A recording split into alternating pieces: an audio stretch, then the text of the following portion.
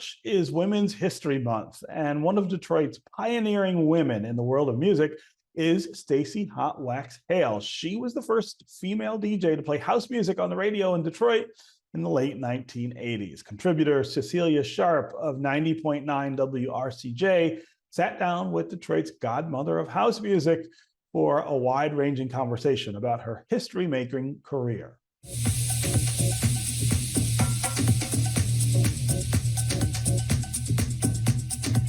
Hi, I'm Cecelia Sharpe, and we are celebrating Women's History Month and highlighting women in music.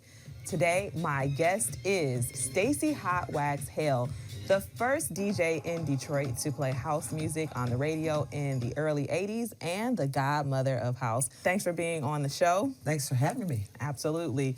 You started during a time when it wasn't quite necessarily popular for women to DJ.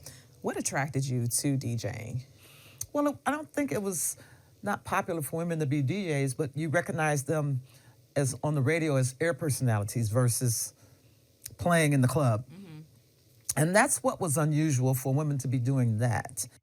I was determined, and male-female thing wasn't even in my thought process. It was the love of the music and to be able to play it and present it to people.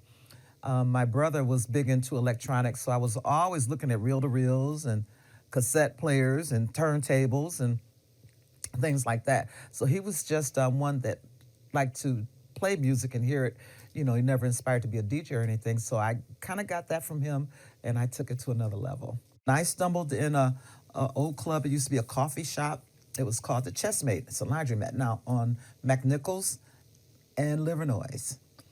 And inside of there, this organization called True Disco, which consists of Ken Collier, Dwayne Bradley, Ronaldo Smith, and Morris Mitchell. They created this thing called True Disco, and they were in there playing. I heard the records mixing, and I went, what? I found my way up to that booth and looked, and I saw 2 turntables and a mixer, and I said, that's what I need to be doing. You also performed at the Apollo Theater in Harlem. The Apollo Theater. Yes, the Apollo Theater. What brought you to the Apollo? Jessica Care Moore's Black Women Rock. We're now called the Daughters of Betty. Mm-hmm. Yes, that's what brought me there. And I work as the assistant music director, helping Kat Dyson. And in addition to me doing that, being able to play with the band, the Apollo actually called and asked me would I DJ. What? They didn't have to ask me twice. Of course they didn't. They barely got it out their mouth before you said yes, right? Yep.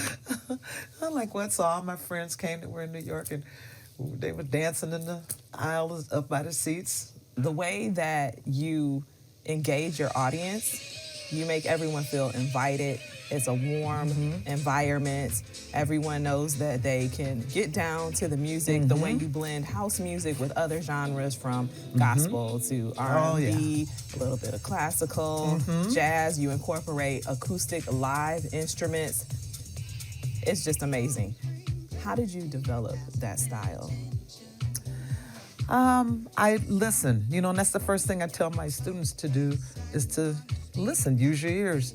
And if you just pay attention to some things around you, then allow the creativity inside of you to go on and incorporate it in something that you enjoy doing. You talked about students, Stacy, and you're definitely passionate about not just performing and sharing your gifts with the audience and the people that love your music, but passing on your knowledge, your wisdom to other young people, to students. Why is it so important to you as a DJ, as an artist, to pass on that craft? It's so important for it to come from someone like me to be able to pass it on, because I can tell you real stories. I can let you know by different things, by real feelings.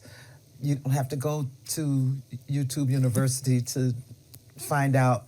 But the best that I could do is to pass this on, because I want someone else to be able to do it. And we'd like to have this not only be historic, but for someone 50 years from now to be able to do that, or at least take the theory of that and present themselves in that way.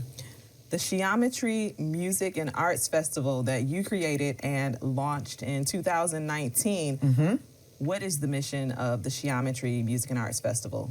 The mission is to be able to show off women that are good in music in many different genres, live instrument DJing and in the business of music itself. And it's primarily women with a splash of men to be able to show off the arts and things that they do within this big world of music. Because a lot of times it's the reverse. A lot of men in the festival with Correct. a splash of women. Correct. But this time, this festival highlights women in music. You have style on the turntables, but you also have your own fashionable style when you're rocking out. You always just bring it with the clothes, with the jewelry, with the hair. Even today, you're representing the D with your Old English D earrings on. You got these wonderful bangles and this piece that you are wearing as a necklace. Tell us about that piece. This right here is a 45 spindle, and it spins. And I realized there's 3 generations that don't even know what this is. And this used to be the item that you would place inside of the 45 record that you put on the turntable in order to play records. And so I love to, show this, and I wear it all the time. This is actually a keychain. Stacy, what makes your music so unique? My music is so unique is because I believe in making people happy.